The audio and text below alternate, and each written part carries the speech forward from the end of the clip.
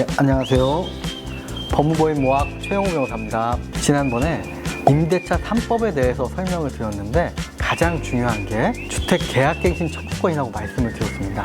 아마 이 부분에 대해서 이제 국토교통부 해설로 인한 혼란이 좀 가중돼 있다, 이 말씀을 드렸던 것 같은데, 이제 최근에 이 하급심 판례에서 국토교통부의 해설과는 조금 다른 이제 판례가 생겨나고 있기 때문에 이에 대해서 설명을 좀 해드릴까 합니다.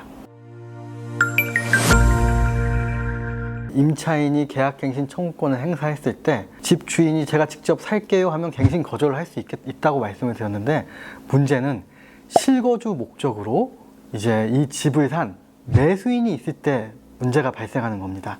자, 집을 사는 절차를 생각을 해보면 매매 계약을 체결하고 계약금을 주고, 그 다음 한참 기일을 둬서 중도금을 주고, 그 다음 한참 기일을 둬서 잔금을 주고 소유권 이전 등기를 완료하게 되는데, 임차인이 있는 집을 살 때 매도인에게 묻습니다. 임차인은 계약 기간이 올해 말까지인데 계약 갱신을 하나요, 안 하나요 물으면 매도인은 안 하는 것 같아요, 안 했어요 라고 대답을 하면, 그러면은 내가 내년에 올해 말에 임대차 계약이 끝나고 내년에 이 집을 사서 들어가면 실거주를 할 수 있겠구나 라고 생각을 하게 됩니다.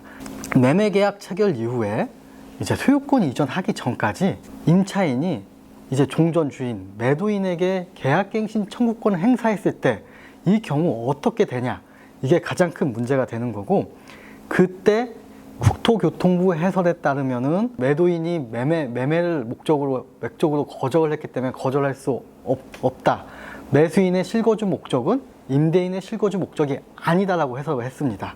그래서 이 경우 매수인의 지위가 불안정하게 되는 문제가 있다라고 말씀을 드렸던 겁니다. 국토부는 종전에도 말씀드렸듯이 계약 청구할 당시 매도인이 매수인이 들어가 살 거라 안 돼요 라고 거절하면은 계약갱신 거절 사유가 아니라고 한 겁니다. 왜냐하면 이건 매매 목적이지 지금 현재 소유자의 실거주 목적이 아니라고 판단했기 때문입니다. 우리가 임대차 보호법을 보면 대항력이라는 게 있습니다. 상가나 집도 똑같은데 집 주인의 건물의 소유주가 바뀐다 하더라도 매도인, 매수인의 어떠한 임대인의 지위가 승계된다는 건데, 법원은 여기에서 다른 해석을 한 거죠. 임대인의 지위가 매도인에서 매수인의 지위로 승계를 한다는 건 매수인이든 매도인이든 임대인이라는 건 다를 바가 없다. 하급심에서는 다른 의견이 나왔던 거죠.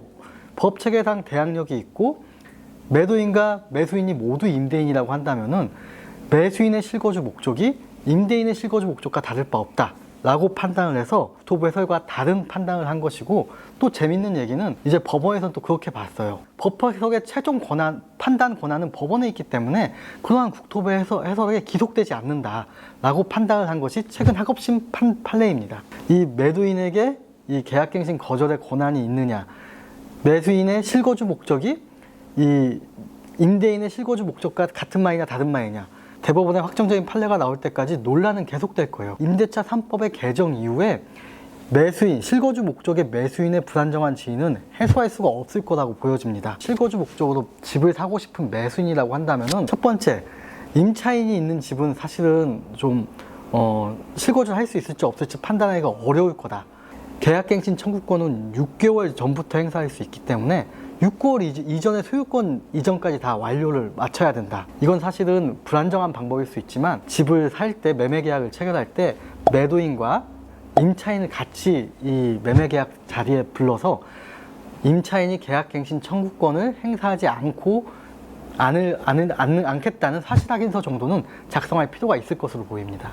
오늘 도움이 되었으면 좋아요, 구독, 댓글 부탁드립니다. 감사합니다.